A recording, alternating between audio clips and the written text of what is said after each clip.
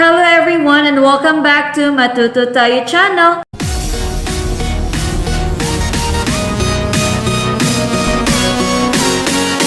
Once again, this is Mom Chorpy Sagario Maranyas.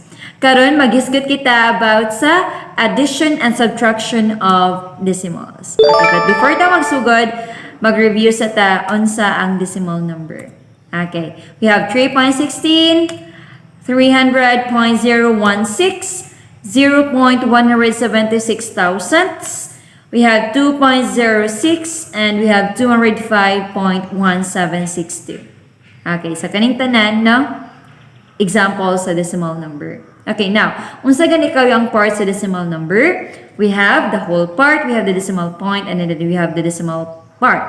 Okay, now, sa whole number, as a whole part, we have ones, tens, hundreds, and so on. And then the decimal point, and then sa decimal part, we have tenths, hundredths, thousandths, okay, and so on. Now, to add decimal numbers, we have to follow the steps.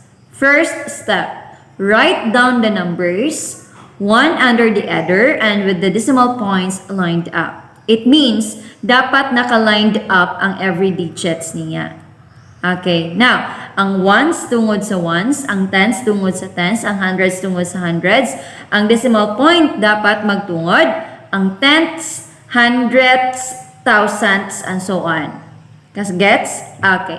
Next step, put in zeros so the numbers have the same length. By the way, diri na siya gaingan sa, nag-determine siya sa decimal places. Okay?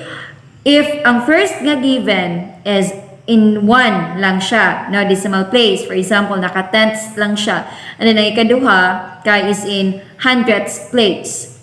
So 1 and 2. That's the time nga mag-add ka og 0 diri sa first nga adden. Okay. Next, then add. Using column addition, remembering to put the decimal point in the answer. So naka-column naman to siya, and then add na yun ka.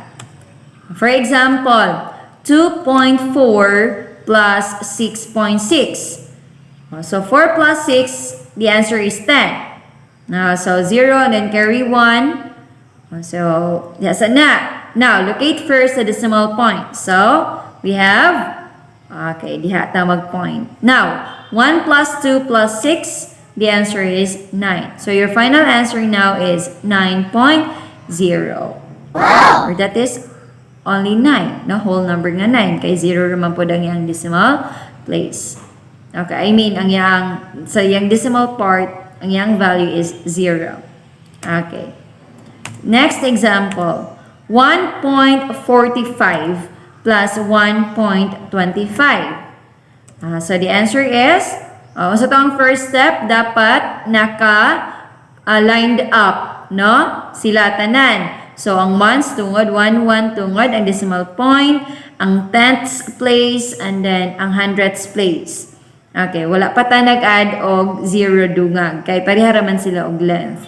Okay, so 5 plus 5 is 10. So, 0 carry 1. Okay, so 4. So, 1 plus 4 plus 2, the answer is 7. Now, your decimal point, and then 1 plus 1 is 2. So, your final answer is 2.70. Or, it could be 2.7. Okay, next. Third example, 0.39 plus 4.6. So, pareha ba og length? Diri sila sa iyang decimal places? Or pareha ba sila og decimal places? I think no. Okay, so we have to add 0. So 0.39 plus 4.6. Asa man ta mag-add og 0 sa ikaduha. So mahimo na rin siyang 4.60. Okay, so now 9 plus 0 is 9. 3 plus 6 is 9. And then the decimal point, and then we have 0 plus 4 is 4. So your final answer now is 4.99. Ikaupat nga example, 123 plus 0.0079 plus 43.5. So, ato siyang i-aligned, no? I-lined up sa nato tanan nga mga digits. Okay, so 123 plus 0.0079 plus 43.5. Asamanta, ikaduha nga steps, mag-add ta og 0 sa iyang decimal places. Okay, no? I mean, sa decimal part niya. Mag-add ta og 0 sa iyang decimal part. So, 123.000. Okay, pila ka 0? Upat. Again, mag-add ta og upat ka zeros. 0, 0, 0, 0. Okay, now, next, 43.5. Oh, haman ta mag-add. Or I mean, mag-add pa ba ta og 0? Yes, dapat. So, pila ka 0? Tulo. 3 zeros. So, we have 0, 0, 0. Tanawa, pareha na ba sila og length? Diri sa yang decimal part? Pareha na ba sila og number sa decimal places? Pareha na, upat-upat. Okay, now, the third step, mag-add na dayon ta. So, 0 plus 9 plus 0, that is 9. 0 plus 7 plus 0, that is 7. 0 plus 0 plus 0, the answer is 0. 0 plus 0 plus 5, the answer is 5. And then we have the decimal point. Okay, and 3 plus 0 plus 3, the answer is 6. And we have 2 plus 4, okay, that is also 6. And then 1 plus, wala, 1 plus 0 plus 0, so we have 1. So your final answer now is 166.5079. Sayon ra ba? Yes, parehara siyang mag-add ka og whole number. Na kainan lang naalang dyan siya decimal point because it is a decimal number. Okay, pero ang concept parehara siya sa pag-add sa whole number.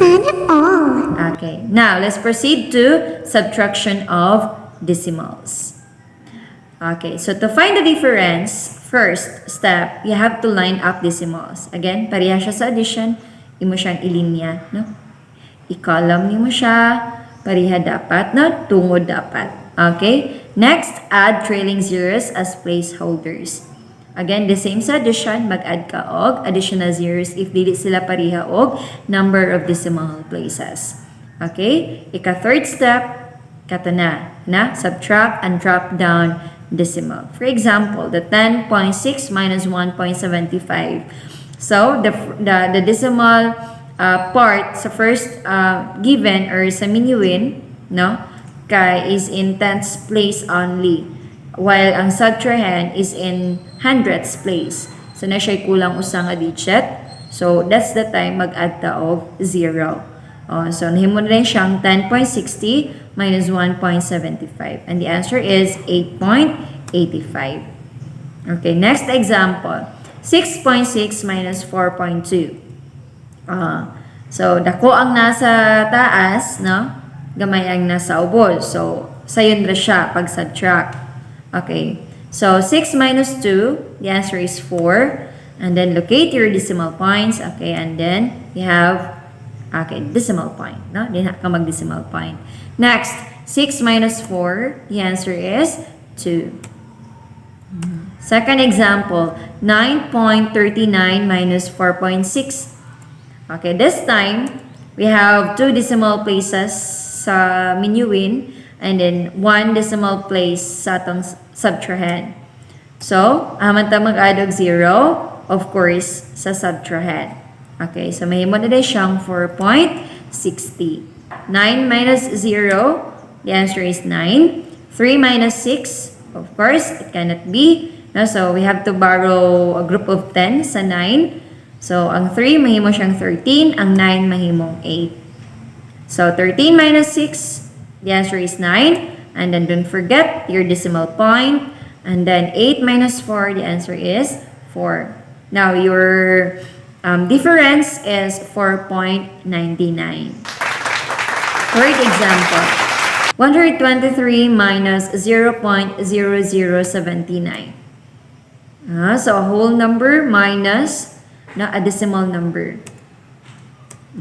So, mag-add ta og upat ka zeros, no?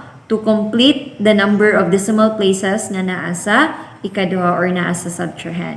So, we have mag-regroup ta, no? So, 0, 0, 0, 0 man siya. So, ang 0, mahimo siyang 10. And then, 9, 9, 9. And then, ang 3, mahimo na rin siyang 2.